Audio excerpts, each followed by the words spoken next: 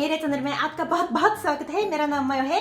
आप लोग कैसे हैं? मैं ठीक हूँ। तो आज मैं Q&A वीडियो बना रही हूँ, यानी आप लोगों के सवालों में जवाब देने वाली हूँ। ठीक है, कल मैंने YouTube कम्युनिटी में पोस्ट किया है कि कोई भी सवाल मुझसे पूछो। तो अभी तक 2981 कमेंट्स आए हुए हैं। मुझसे सवाल पूछने के लिए बहुत बहुत धन्यवाद।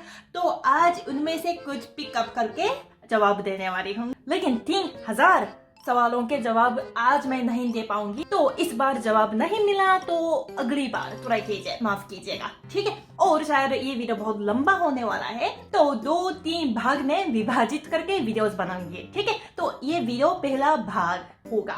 चलो शुरू करें।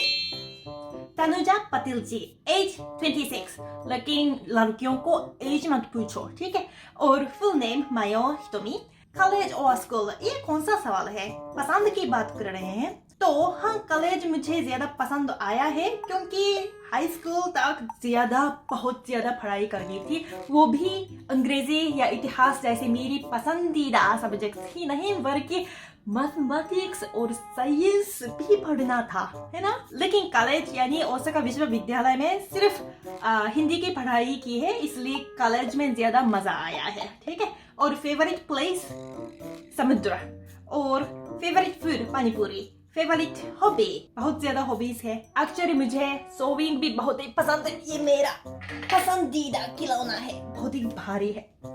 और फेवरेट लैंग्वेज, आप लोग उम्मीद कर रहे होंगे कि मैं कहूँ हिंदी, लेकिन मेरे लिए भाषा एक उपकरण है। इसी भाषा इस्तेमाल करके क्या करेंगे वो मेरे लिए ज्यादा महत्वपूर्ण है। तो अगर हिंदी में जानती, हिंदी बोल सकती, तो हिंदी इस्तेमाल करके भारतीय संस्कृति के बारे में जान सकती हूँ, इंडियन मूवी देख सकती हूँ, मेरे लिए वो बहुत ही अच्छी बात है। लेकिन भाषा से प्यार, ये मुझे नहीं लगता। मेरी मातृभाषा जापानी है, लेकिन जापानी से मैं प्यार नहीं करती, लेकिन इस्तेमाल करती हूँ क्योंकि जरूरी है। आप लोग इस सवाल के जवाब दे सकते हैं क्या? हिंदी से प्यार करते हैं या इंग्लिश से प्यार करते हैं? प्यार तो नहीं करते होंगे। ये मेरा जवाब है। मैं भारतीय संस्कृति से प्यार करती हूँ, इसलिए ऑफ कोर्स हिंदी पढ़ रही हूँ, लेकिन कोई भी भाषा से प्यार नहीं करती हूँ। Janmejaya Gopal, is Japanese so strong as I sing in movies?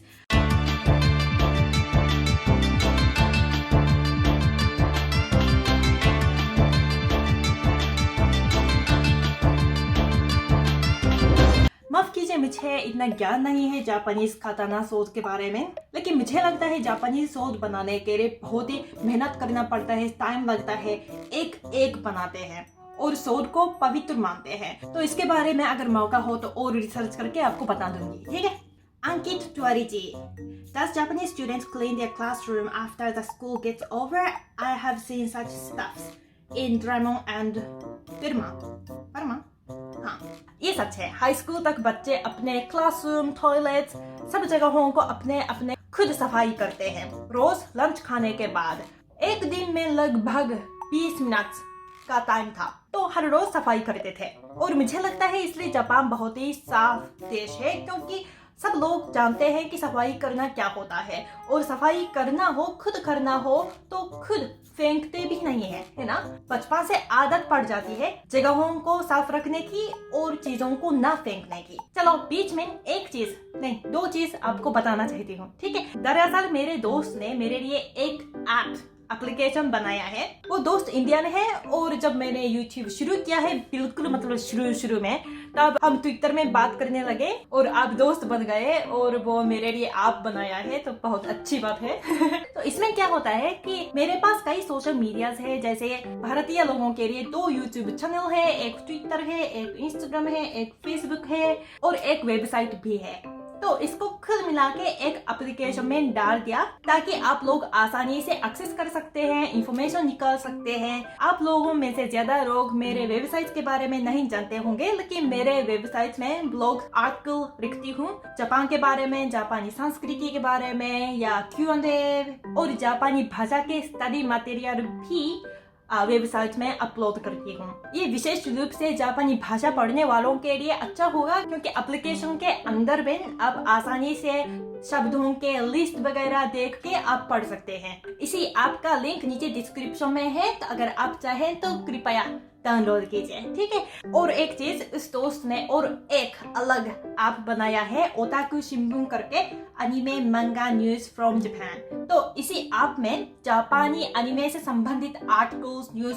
इकट्ठे हो जाते हैं और आप इसको इंग्लिश में पढ़ सकते हैं। तो काफी अच्छा ऐप है। तो आप जापानी अनिमे पसंद करते हैं या अनिमे के बारे में ज्यादा जानना चाहते हैं तो ये ऐप जरूर डाउनलोड कीजिए, ठीक है। चलो वापस Q&A करूंगी। अनुप आहिरे जी, आपके लिए बहुत सारा प्यार, थैंक यू। और सवाल, क्या जापानी लोग भी चीन से नफरत करते हैं? ये सवाल बहुत महत्वपूर्ण लगता है, लेकिन सबसे पहले क्लियर कर देंगे कि चीन क्या होता है। चीनी सरकार है या चीनी लोग हैं, क्या है? मुझे लगता है ज्यादातर जापानीज लोगों को चीनी सरकार इतना अच्छा नहीं लगता है। चीन और जापान के बीच में एक क्षेत्रीय विवाद है, इसके बारे में ऑलरेडी वीडियो बनाया है, तो ये आप देख सकते हैं। और ऊपर से जापानीज लोग जानते हैं कि चीनी सरकार हांगकांग के खिलाफ क्या कर रहे हैं या तिब्बत लोगों के खिलाफ क्या कर रहे हैं। और जापान के राइट विंग लोग चीन से बहुत नफरत करते हैं। लेकिन ये भी सच है कि जापानीज इकोनॉमी के लिए, जापानीज कंपनी लोगों के लिए चाइना बहुत महत्वपूर्ण देश है और सब चीनी कंपनी को चीनी सरकार की चीजों की जिम्मेदार नहीं है ना। और चीन तो जापान के बहुत नजदीक देश है। अगर अच्छे से दोस्ती बना सकते तो ज्यादा अच्छा है। युद्ध करेंगे तो जरूर लोग मर जाएंगे और इकोनॉमी भी बहुत खराब हो जाएगा। जापानी लोग ये नहीं चाहते हैं। तो कुल मिलाकर बोलूंगी तो जापानीज लोगों को चीनी सरकार अच्छा नहीं लगता है, लेकिन चीन से अच्छी दोस्ती बना सकते तो जापानीज कंपनी के लिए या जापानीज इकोनॉमी के लिए फायदा होगा, लाभ होगा। तो ऐसा ही सोचते हैं। लेकिन ये मुश्किल है। जापानीज लोग चाइना से दोस्ती चाहते हैं, लेकिन चीनी सरकार सेम चीज नहीं चाहते। तो क्या करेंगे? मेरे पास इतना अच्छा आइडिया नहीं है, लेकिन मुझे लगता है जापान, इंडिया और यूएस सब देश मिलकर चीन के खिलाफ क्या करेंगे, इसके बारे में बात करना ही होगा। एक्चुअली ये मैंने तिब्बतन रेफ्यूजी कैंप में खरीदा है। जब मैं नेपाल में गई थी तब एक तिब्बतन रेफ्यूजी कैंप है वहाँ पे, और वहाँ गई और वहाँ के तिब्बतन लोगों से बहुत ज्यादा एक्सेसरीज, इयररिंग, नेकलेस वगैरह खरीदे हैं। बहुत पैसे खर्च किया मैंने तो ऐसे एक्सेसरीज को जापानीज लोगों को देती हूँ गिफ्ट के रूप में। तो मुझे पता नहीं तिब्बतन लोगों के लिए, तिब्बत के लिए मैं क्या कर सकती, लेकिन कम से कम मैं तिब्बतन रेफ्यूजी कैंप में रहने वालों की मदद कर सकती हूँ ऐसे चीजों को खरीद के। और ऐसी चीजों को जापानीज लोगों को जब देती हूँ ना, तब तिब्बत के बारे में मैं बताती हूँ। पता नहीं मैं तिब्बतन लोगों के लिए इसके अलावा क्या कर सकती, लेकिन कम से कम मैं तिब्बत को सपोर्ट करती हूँ ऐसे। संतुष्ट मेगानी जी, I've always heard that people in Japan usually live alone without their families. So don't you get bored, and is it easy to face challenges and problems of life without any family support? Please tell. ये इंसान पे निर्भर करता है। मैंने तो college से अकेले रहना शुरू किया है। अकेले मतलब डॉर्मिटरी में रहती थी, इसलिए मेरे पास बहुत अच्छे दोस्त थे, सहेलियां थे।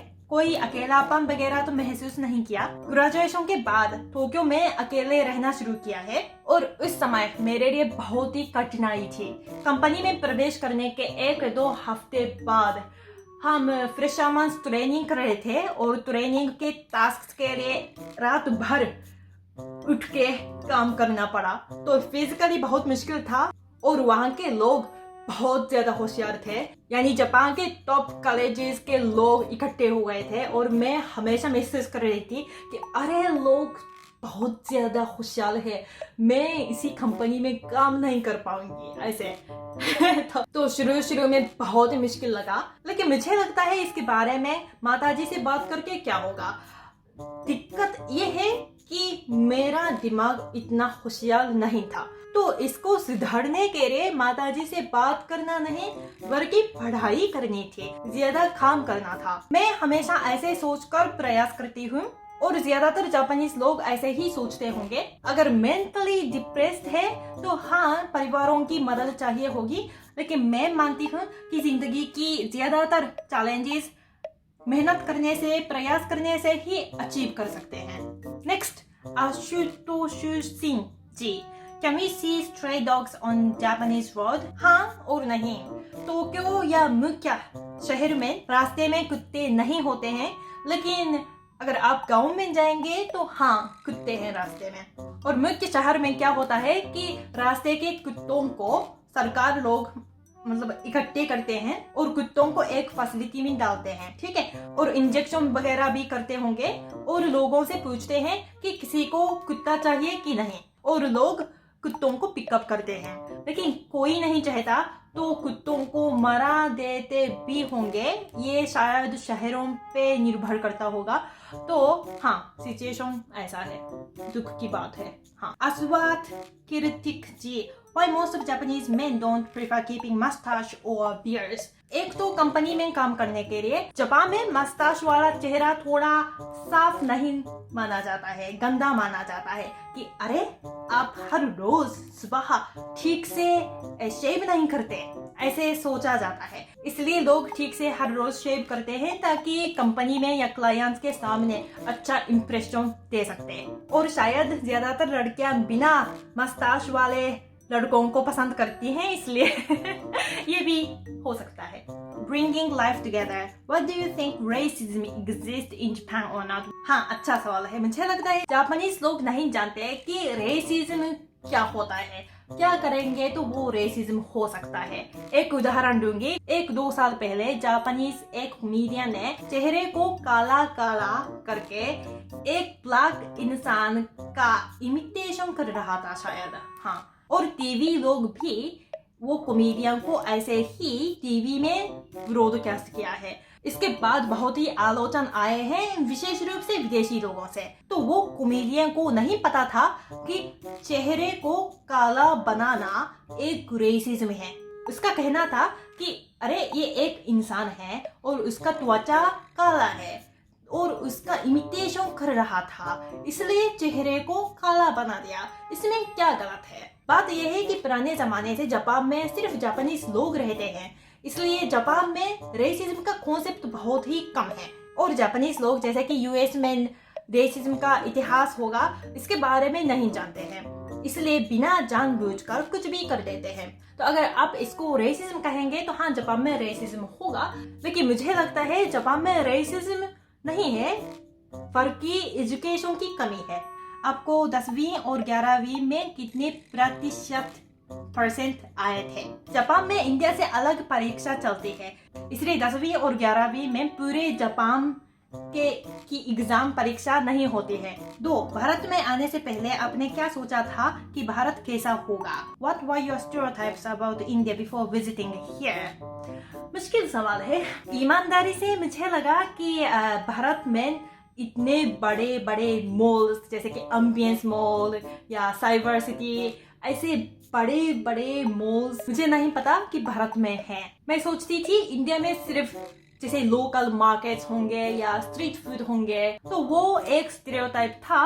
और मुझे लगता है ज्यादातर जापानीज लोग अभी भी सोचते होंगे कि इंडिया में बड़े बड़े मॉल्स नहीं होंगे, क्योंकि जापानीज मीडिया ऐसे ही दिखाते हैं कि इंडिया डेवलपिंग कंट्री है और जापान डेवलप्ड कंट्री है। तो ये बदलना चाहिए। हरुष्टा बरेतिया जी, हाय मायो जी, हाय। आपने और कोहे जी ने पूरे दुनिया के इतने सारे देश में से सिर्फ भारत की सैर करना क्यों चुना?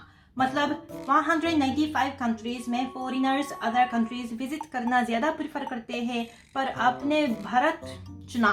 तो मैंने हिंदी पढ़ने को चुना है, और क्यों, इसके बारे में ऑलरेडी वीडियो बनाया है, तो ये देखिए। लेकिन इंडिया के अलावा भी मैं कई देशों को घूम चुकी हूँ। China, Thailand, Vietnam, Myanmar, Indonesia, Philippine, India, England, Germany, France, Italy, Holland, इतना ही शायद, हाँ। लेकिन सबसे ज्यादा इंडिया में जाती हूँ क्योंकि मुझे इंडिया बहुत ही पसंद है।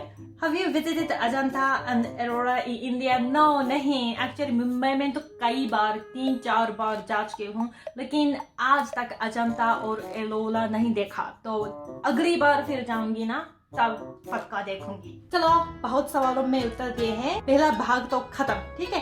दूसरे भाग भी आने वाले हैं या तीसरे भाग भी शायद आने वाले हैं, तो उसके इंतजार भी कीजिए, ठीक है। तो आज के लिए इतना ही। अगर आपको ये वीडियो अच्छा लगा तो लाइक और सब्सक्राइब जरूर कर दीजिए।